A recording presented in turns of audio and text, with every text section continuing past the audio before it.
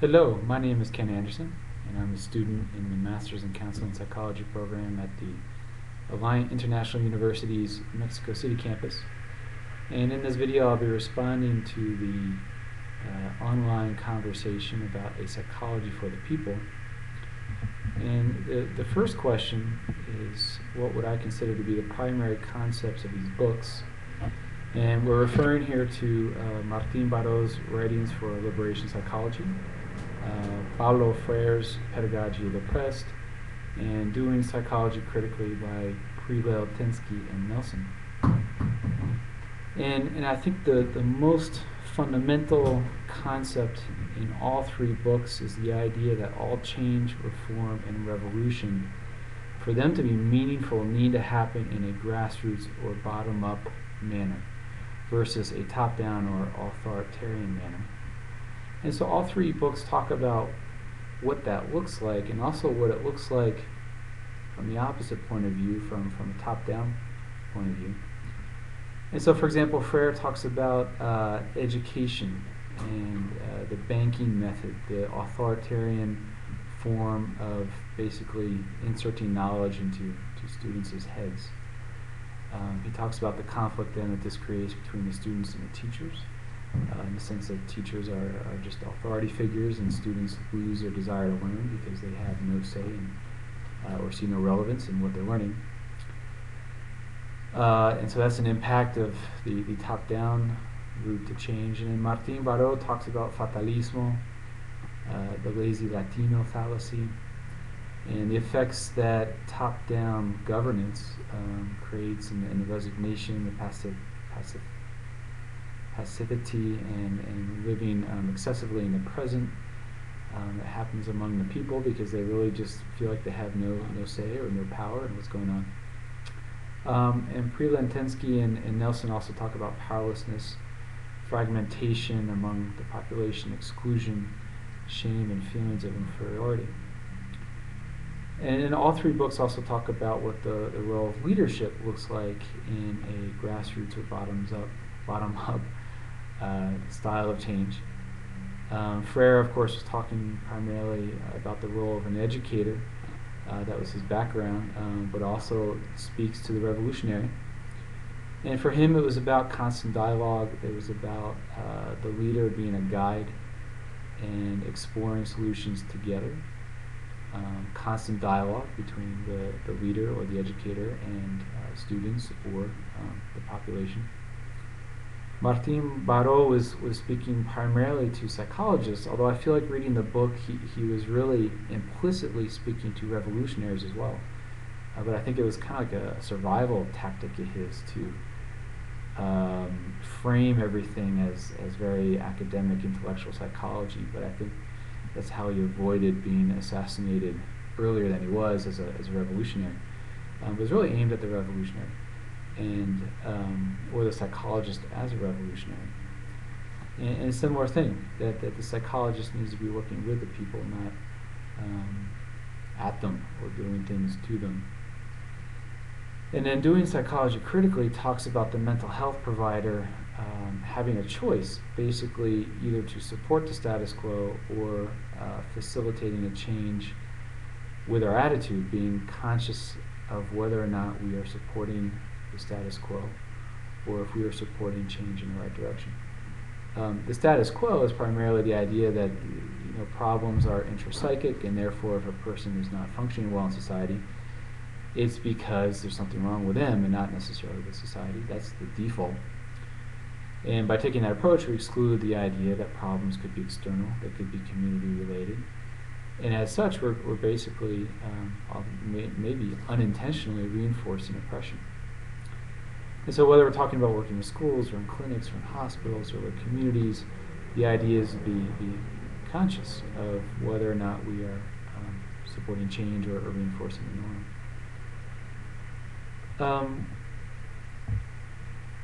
And so how would therapy be different if it was developed in order to meet the needs of the poor? Well, according to all three of these books and all four of the authors, if therapy was developed bottom up, I think it would look like this. I think the poor would be encouraged, recruited, they'd be trained, and they'd be given the tools and the resources needed to do their own research about their problems and to arrive at their own theory about why their problems exist, arrive at their own conclusions about how to change these problems, how to solve them, and eventually ways, the resources they need to implement the changes. Therefore, leadership, whether it be in the form of educators, therapists, psychologists, revolutionaries, or politicians, would be guides and facilitators, not authority figures in the traditional sense of providing top-down solutions. My guess would be that therapy in this sense then would have very little, if any, emphasis on pathology, and there'd be a lot more affirmation that symptoms would be the logical results of contextual conditions. So not intrapsychic problems and disorders, but rather this is logical. People are having these symptoms because they are suffering from oppression or systemic problems. And the outcome would be reforms of systems and institutions, not so much ways of changing individuals. Not so much. But I think there'd be far more emphasis on how to reform systems and institutions rather than isolated fixes of individuals or let's say microsystems like families. And then finally, I think rather than a handful of schools or models, there would be a huge proliferation of theories and solutions. Because this research would not be monopolized by a handful of academic institutions, but would be at a very, very local, decentralized level. And there'd be as many problems are out there, there'd be just as many theories and solutions. And ideally, there'd be these huge conferences that would allow people to showcase best practices and share solutions that seem to be working in one community, so that other communities that are looking around for solutions might be able to adopt them, modify them, and benefit from the work that others are doing, but not because they're being recommended by some expert per se, but because they're looking at what other communities are doing. In other words, this would look very different from the AAMFT conference that's going on in about a month, but that's another issue. So in what ways does all this reading reinforce or extend or challenge my view on psychology? I went into this master's program really with no specific career objective, so I can't say I had a very hard formulation of what psychology was to me.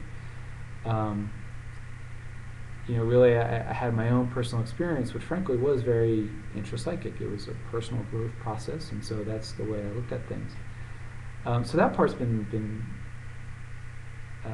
eye-opening. But it doesn't conflict with values. Like I grew up in Quaker schools, and they have definitely a very grassroots way of looking at things, community-based. They have core hierarchy, which is why they were booted from England many hundreds of years ago. And so that part resonates really well with me in terms of my own values. In terms of my own experience, it's been eye-opening and gratifying. So I've enjoyed that. And so a list of dialogue questions and or prompts. Well, my first thought would be that that the picture that Freire paints for a revolutionary or a leader of change is really an incredibly tall order, because he's asking the leader to be a guide, be a facilitator, and to avoid the temptation to really take a hard-handed charge. And so I wonder, how many human beings can live up to that expectation? I can name a few off the top of my head.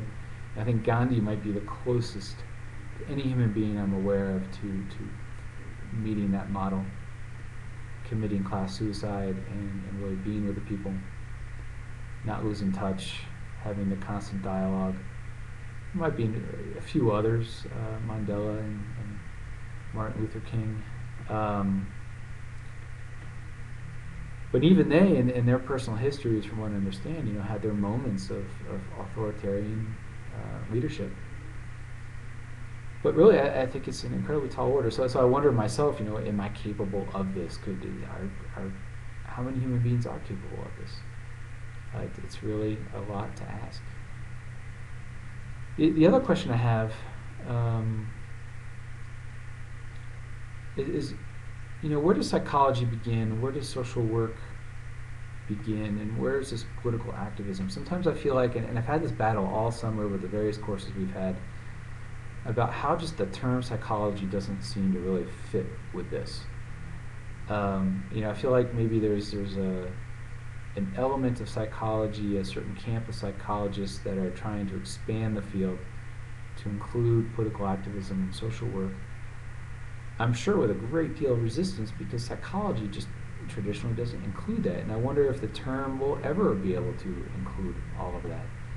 I feel like Western and American psychology has a connotation of individual or microsystemic work, period. And so trying to force it to include this kind of political activism doesn't make much sense. And so I'm just wondering if anyone else is having the same battle with the term psychology. I've been exposed recently to the term participatory action research. And I like the term from the little I know about it at this point, if for any other reason, because it doesn't mention psychology. It's bigger than that. And so the questions, for example, in another class I talk about is psychology international? I've been maybe the devil's advocate saying no, and it doesn't really need to be, because it's a Western and American concept that comes from a handful of developed countries. Now, I don't know if the term really fits or will ever fit with either collectivist cultures or developing economies, or maybe a combination of those two factors. And so maybe we need a different term entirely and just throw it out. And at this very moment, I'm liking participatory action research as a substitute. And I want to respond to a couple prompts out there.